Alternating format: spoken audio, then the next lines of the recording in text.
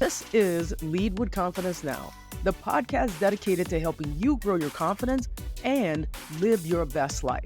I'm Travia Steward, and for the past 27 years, I've been on a mission to help you reinvent your relationships and career. My goal with this podcast is to show up for you so that you can rock your own world with the confidence to make that big change in your life you've been wanting to make. What's up, my Pete? Happy Podcast Thursday. Have you ever been on the verge of doing something like really big, like about to give a presentation, or, you're about to like play a big game or have a big meeting that you were going to lead, and you couldn't tell if you were actually nervous, anxious, or excited? Most of the time in that situation, in those types of situations, I know I find myself to be a little anxious. Maybe I'm worried. Today, we're going to dive into how to tell the difference and how to make it what you want and use this feeling as an advantage. So I remember this was when I first started speaking, and I was speaking to this executive group. And I usually speak to a room full of people. This time it was a small group, like 15 people. And for some reason, that made me more nervous than speaking to, hundreds of people, And so what happened, I could feel myself like sweating, my palms were sweating, my back, I was just a sweater, and I would look at my hands, and my hands were just shaking. And what I do is I recognize that I have this way of pacing, and I can tell when I get, in this space where my heart is beating and I'm feeling nervous and anxious, I start speaking faster and faster and faster. And so this particular day, I was nervous because I think what was happening, I was making it more important than any of the other talks I had done because this was smaller. And because it was smaller, did it mean that, people can really see me close up? I mean, these people, we were in a small, boardroom, and I was working with some leaders, and I felt like, they could see me close up. It wasn't because I wasn't on stage. I had a screen, I had my slide deck and everything ready. And on the table, I had these worksheets and some of the papers that I was going to hand out to them. And, and then I also, because it was a workshop, was following an outline. And for some reason that day, I kept being nervous, and I could tell I was anxious and nervous. And then when I walked in, they offered me something to drink. So I got a Diet Dr. Pepper because this was a morning workshop. I want to keep my energy up. Well, because I hadn't focused my energy or transformed my energy to something more productive, here I am. I have begun my presentation. I'm talking. I feel like I'm getting in my groove, and I spilled that damn Dr. Pepper all over the worksheets. All over. So now all I can do is make a decision in the moment and go, I can let this ruin everything, or I can just laugh at it. I can laugh at myself. And what did I do? I laughed at myself. Oops. Does anybody have a napkin? And so everybody else in it, it basically, it cut through the worry that I was feeling. It cut through the anxiety that I was feeling. It cut through the importance that I had placed on this workshop, this day that I was working with these executives, because for some reason I was making them better than me, when that's not the case at all. We're all different in so many different ways, and I was hired to go in there and help them solve a problem. And that's what I was doing. And that is what I know that I am an expert on. And so in that moment, because we were laughing, and I was able to cut through, and shift that like that. I learned that when I'm feeling the anxious, nervous energy that's coming out, because I know, because my check engine lights are on, my heart's beating faster, I may feel like I have a knot in my stomach, I'm talking really fast.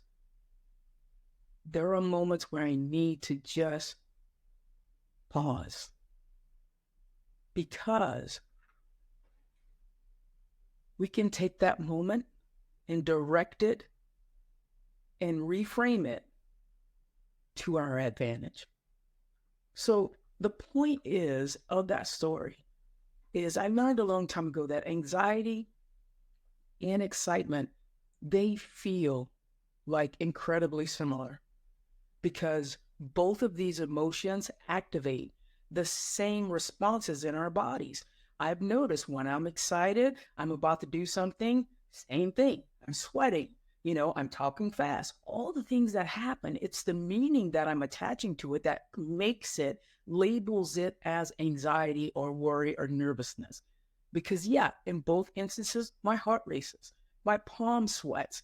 I feel a sense of adrenaline, but the key difference in how we interpret these things, these feelings, these check engine lights, is when we are perceiving a situation, when you are perceiving a situation as a threat, that's when you feel anxious and your brain wants to protect you. My brain wanted to protect me that day because of something I was dramatizing in my mind. But if you see this feeling as an opportunity to absolutely transform that anxious feeling, the nervousness, into excitement, it can shift and change every single thing about that presentation, that talk, that game, everything that you're doing. And so what I want you to do in recognizing this is recognize the physical sensations in your body without judgment. We're not gonna go, oh, I can't believe you're acting this way. I can't, oh my God, man, oh my goodness, what am I doing, right? Without judgment. Notice what's coming up, because like I said, I know what my check engine lights are. What are yours? Does your heartbeat pick up? Does it feel like it's racing? Do you have sweaty palms? Are you speaking fast like I do? I can't keep still. I begin to pace. And then in that moment, when you're recognizing, okay, I am in that place, and how can I use it? Now it's a matter of talking to yourself rather than listening to yourself. Instead of saying, I'm anxious, I'm nervous, I'm intimidated, tell yourself you're excited. Talk to yourself. This is the best opportunity that I can have today, and these people in this room are waiting for me to change their life. Talk to yourself more than you listen to yourself, because our brain sends us some very shitty thoughts all the time. And our brains lie to us all the time. It makes us feel like the world is ending. It makes us feel like everybody's going to ridicule us. It makes us feel like, oh my God, I'm standing in front of these people and I'm naked. That's what your brain does. But if we change that dialogue and go, I'm excited about this, I'm changing lives today. When we make that powerful shift and you come from a powerful state, a more resourceful state, not a negative, worrisome, anxious state, that's the place where you act from. And now we have this whole different perspective of excitement, of opportunity, enthusiasm. And so coming from that place shifts everything about who you're being as you are playing that game, as you are giving that presentation, as you are, directing that meeting. Whatever it is that you are stepping into, that it may be a big deal in your life. And so that day when I broke through that nervousness, when I spilled the Dr. Pepper all over my worksheets, I learned the power to transform from anxious, from worry, from intimidation to excitement. Because in that moment, I still felt the same things. And I recognized that I could make all of these physical sensations be excitement instead of nervousness, because I began to consciously choose to reframe those things, relabel these things, shifting from a place of fear, shifting from a place of, disempowerment to one of empowerment. So what happens is, this is a testament that the way we feel, the way we experience emotions are not fixed. People experience emotions different ways. Everybody experiences joy differently. Everybody experiences anger differently. We all show these things and we feel and experience these things much differently than the next person because they're not fixed.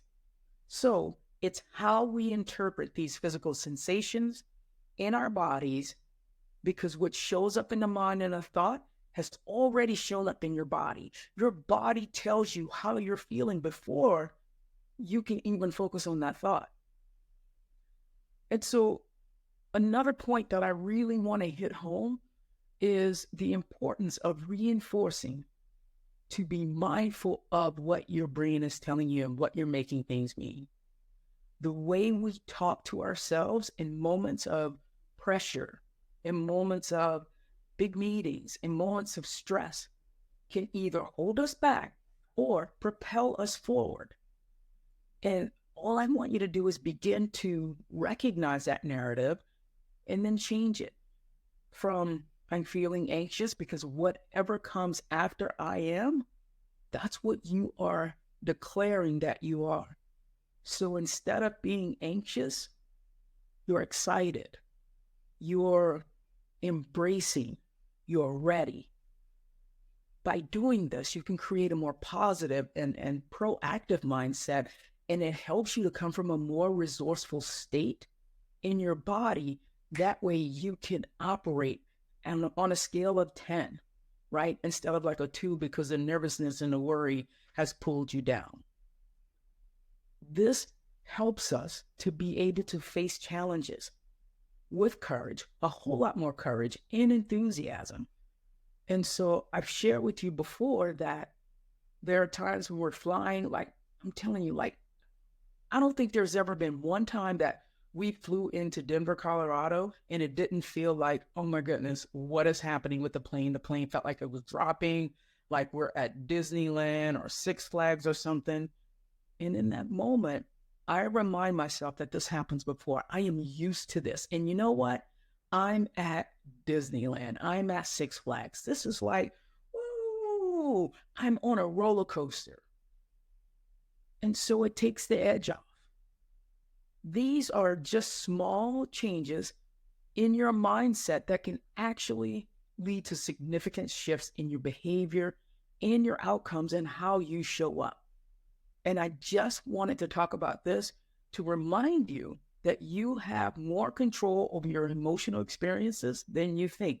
We don't want to respond. We want to react, but we want to react with intention. And so what I want to do now as I conclude this episode is I want to encourage you to practice this the next time you're feeling anxious. The next time your check engine lights are going off and you're recognizing that you're nervous, you're anxious, you're worrying about something, stop, pause, take a deep breath, and you'll remind yourself that I can control the narrative. Today, I am going to talk to myself. I'm going to tell myself what these feelings mean. This is excitement. This is not worry or anxious or nervous. This is excitement. This is empowerment. This is how I know I'm ready. This is my body preparing me to take advantage of this amazing opportunity that I've been given. So I want to make sure it's like I'm revving up the engine of a car, right? And so I want you to get in a habit of reframing those negative feelings, especially before presentations, big games, meetings, whatever that is.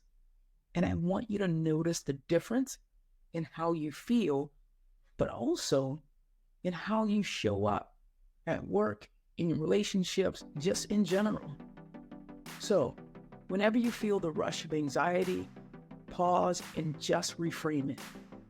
talk to yourself more than you listen to yourself, because our brains can be shitty to us a lot of time. So that's what I have for you, my peeps.